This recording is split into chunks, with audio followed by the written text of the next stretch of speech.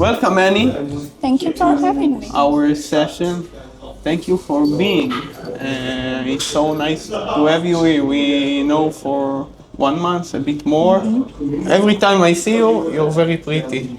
Thank you very much. Really, and a super nice person with interesting insights. We are the Career Talks. That's the third session we have already. First one, it was with a high-level producer from United States. Another one, we brought someone who's like a super engineer of energy. Super engineer. Yeah, it's like the techno king in China in many ways. Yeah, now we brought you have an image consultancy agency. Yes. Yeah. Yeah, I know that's not typical, and I know that it's gonna be super popular after a few years. So I'm very happy to start it, and I believe in importance of image, and I can also see how many people need it. Some people do need it. You already have some image, you know. If it's just a no one, then nobody knows them and stuff. Who are like your main customers? So at the moment, I do work with corporate clients and individuals. I think there is a stereotype that only celebrities need image consultancy or people at high levels need image consultancy. But I don't agree with that because everyone needs it. Everyone can be their best version. And from our side, we just provide a roadmap. How like the process start usually? Because I do strongly believe in being authentic. So if anyone wants to be successful at anything, they need to be their authentic self. So we don't force anyone any image. We just observe the person, talk, know the person, and help them to be their best authentic self. That's awesome. I wanted to ask, like, how you came to Beijing. I know you're from America, right? Yeah. From California. Yes. Yeah. So, what happened? That's a very interesting story because originally my friend was here, so she invited me to visit her. I told my mom I'm going for a week and kind of stayed here. Really? Yeah. And even And now, she came, or? yeah, she came, she visited, but even now my mom keeps telling me, you said a week, a week. Why? Yeah, but I love Beijing. Beijing is very special for me. What do you love about Beijing the most, right? It's make or break. Make or break. Because Beijing either makes you strong or breaks you. I totally believe that. Welcome, Annie. She have a image branding consultancy. Yes. Yes, and as you see, a very beautiful image. So you're gonna speak about the psychology of the image. Yes. I'm thrilled. All right, thank you guys. Thank you very much. I highly appreciate you came here today, particularly on this weather. That's like really appreciative. Thank you very much. So, as Oren said, I work for an image consultancy, and I usually get asked what we do or why we do what we do. So I decided to open the veil a little bit and share actually a little bit of what we do. That's not all. I know everything is very complex. This one is just a little part that will help you understand what we do and why we do. So I called it the psychology of image. And behind psychology, I would like to share that I do have a degree in behavioral psychology. So technically, I don't bullshit whatever I think. Before we start, I would just like to ask you your own very first perception when someone says image. What do you think? What image comes for you? How it looks. How it looks. Very good. Your social behavior. Very good. Very good. That's actually a very nice insight that a lot of people miss. We manage this part. I want to ask, because scientifically and studies have been done on this, people perceive you within the first 7 seconds they see you. So that's the first impression that we have in our mind, and the first reaction that we think about the person, brand, business, within 7 seconds we see.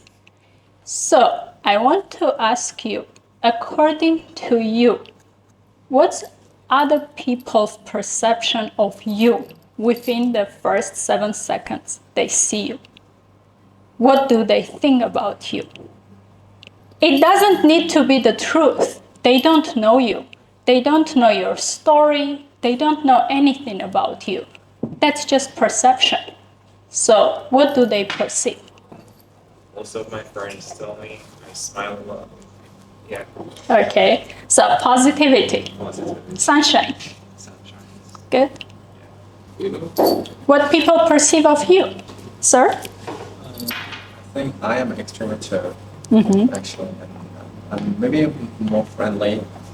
Some people think I'm very smart, but yes. Do they know it the first 7 seconds they see you?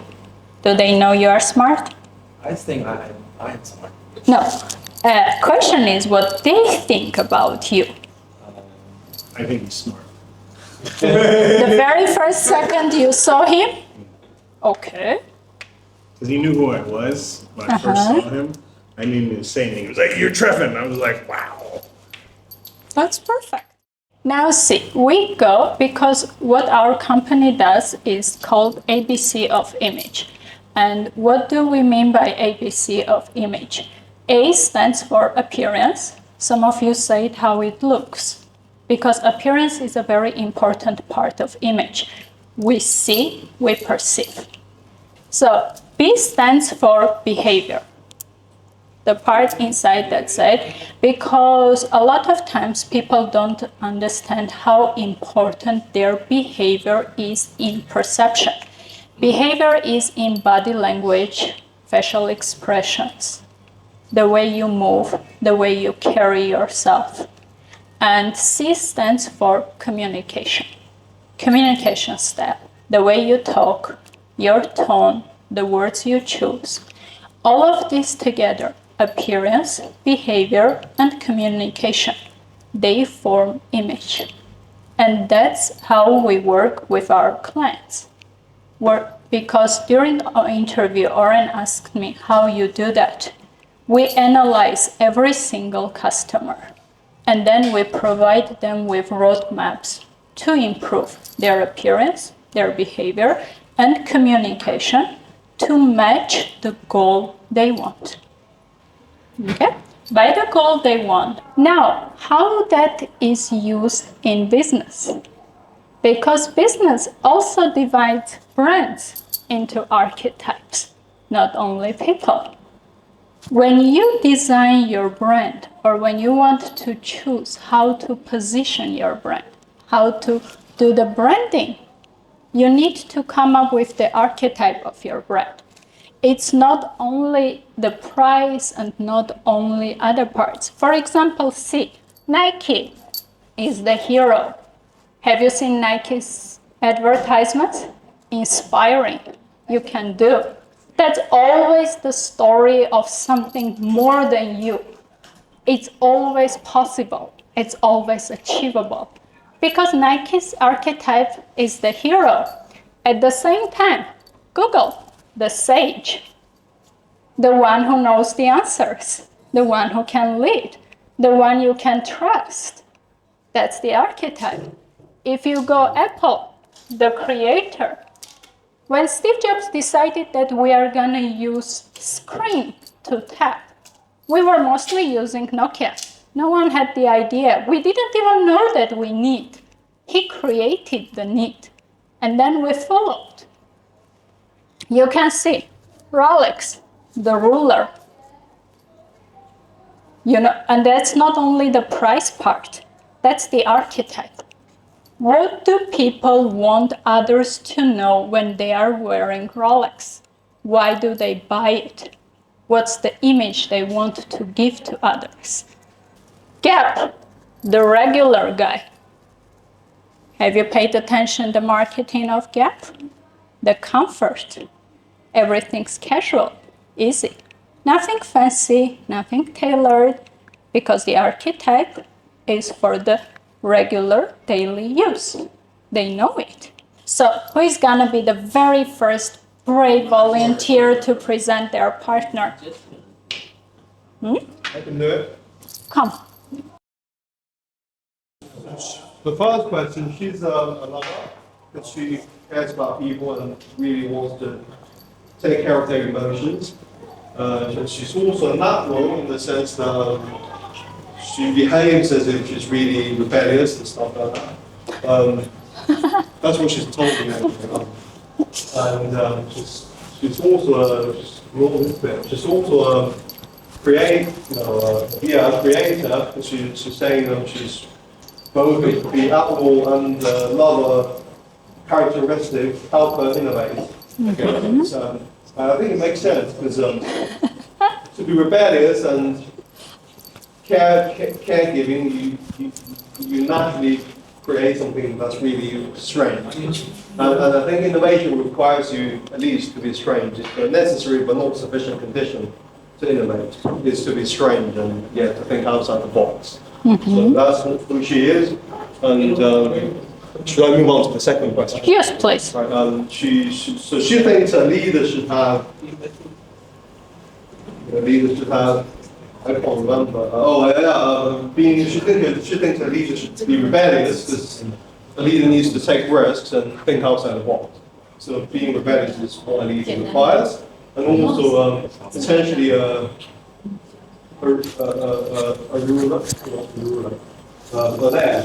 She wants to think a leader needs to be a ruler because you have to control your subordinates, I guess. And when I check in saying a leader should be a lover because a leader needs to care about the leader's subordinates more than I think controlling them, in my opinion, because otherwise you'd have people that just mechanically work for you, but they're never going to innovate. So that's why many citizens say that the ruler fuck him.